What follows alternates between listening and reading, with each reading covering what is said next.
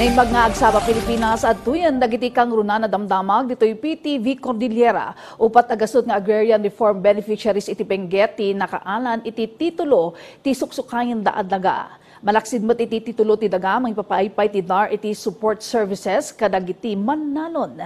Ni Janice Dennis para iti report. Agamak idi ni Manong Jose apapintasan ti mulmulaan na adaga. Gaputa amangan asublian ti akin kukwa. Ngam napunas amin dagita idinaalan ti titulo ti dagana manipod iti Department of Agrarian Reform. Hindi namin nilalawakan yung hardin namin kasi hindi sa amin. Kasi sayang ang pagod namin pag kinuha nung BSU. Dahil nakano sa BSU yan sa amin. Pero wala kaming ibang mapuntahan. Kaya tuloy-tuloy ang hardin namin. Bahala na. Si Diyos lang ang bahala sa amin. Ganun ang panalangin namin. Ngayon nga, dumating yung DAR, binigay na nila sa amin. Kaya lahat ng E075, tuwang-tuwa sila. Nagtatalunan sila nung pumunta kami sa Wangal. Kastamat laang tinarik na ni Manang Elpidia. 5 atawan nga inururay na ti titulo ti dagana. Itan, iggamnan daytoy. Maraming naitutulong yung mga titles na nasa pangalan namin yun. Kaya kami, iniingatan namin yun, pinanghalagahan, hindi namin ibibinta dahil parang inheritance namin yun sa mga magulang namin. Karamanda itinasurok 400 nga agrarian reform beneficiaries iti Benguet. Anak numar iti Executive Order 75 kan iti Comprehensive Agrarian Reform Law. Iti datos ti DAR Cordillera, nasurok 1,000 nga ARBs tinakaawat iti Certificate of Land Ownership Awards, iti sidong ti CARP Law iti 2022 agingga May 2024. Iti mat e-titles iti sidong ti Support to Parcelization of Lands for Individual Titling, wano split, agarop 400 nga ARBs tinakaawat iti titulo manipod January agingga May 31, 2024. Libre daytoy ang naipaay kadagiti kwalipikado a benepisyaryo. We have already accomplished 104,000 hectares. So in short, we have already accomplished 99% of our target for the Cordillera Administrative Region.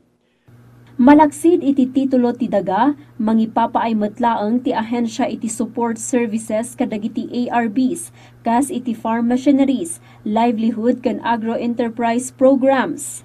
We also provide the needed support services to make our farmers productive, to uplift our farmers' economic status, and to make the land productive as well. Babaan kadagiti na ipaay at titulo ti daga, mapaduras pay ti sektor ti agrikultura, kan ad-adupay ti maguyugoy iti panagtalon. Janice Dennis, para iti Pambansang TV, iti Baro, a Pilipinas. Iti sabali pay adama gapu iti umad-adu a basura iti Baguio City. Pangpaggapan ti lokal na gobyerno amadaan iti Centralized Materials Recovery Facility amang iproseso kadagiti residual waste. Detalye idano ni Christine Bornolia sa Baway. Nabayagan nga adaan iti Material Recovery Facility ti Barangay Lourdes Subdivision Extension.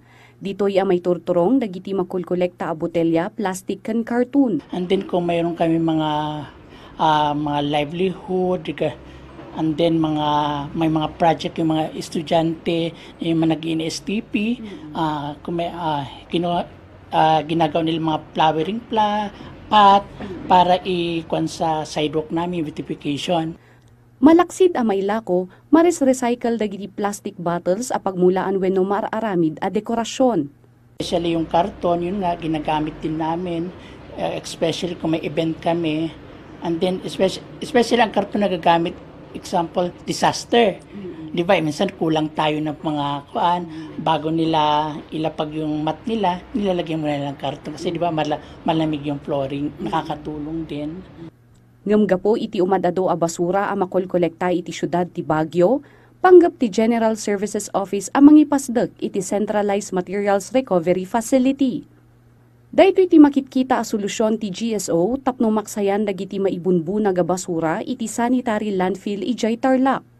In the city, in 2023, we already asked the city government for a 30 million funds or a central MRF, Materials Recovery Facility. And this current year, we asked 20 million for land development of that MRF. And I was informed that yesterday was the pre-bid of the land development. Our plan is to come up with a centralized materials recovery facility. No maipasdak ti centralized MRF, gumatang ti lokal a gobyerno iti makina amang iproseso kadagiti basura kas iti glass pulverizer ken plastic shredder. Masuruan pa'y dagiti umili iti umno a panagsina iti basura ken maipaaymat lang iti panggadan para kadagiti agtrabaho iti MRF. This would mean that this is a facility that would segregate our garbage further so that we could reduce the residual waste that we're going to throw in our engineered sanitary landfill, whatever is that. Kabayatan na, agbirbirok ita ti lokal a gobyerno iti daduma as sanitary landfill kasarunoan na ipadamag nga agsara intun Oktubre iti Metro Clark Sanitary Landfill ijay Tarlac. Christine Bornolia Sabaway, para iti Pambansang TV, iti Baro, a Pilipinas. Dagiti kang Runa na damdamag, ito'y PTV Cordillera. I-like, i-follow, kan ag-subscribe, iti social media platforms si PTV Cordillera, iti Facebook, TikTok, ken YouTube. Para iti PTV Balita ngayon sa probinsya, siya ni Ala Sunduan, na imbagnal.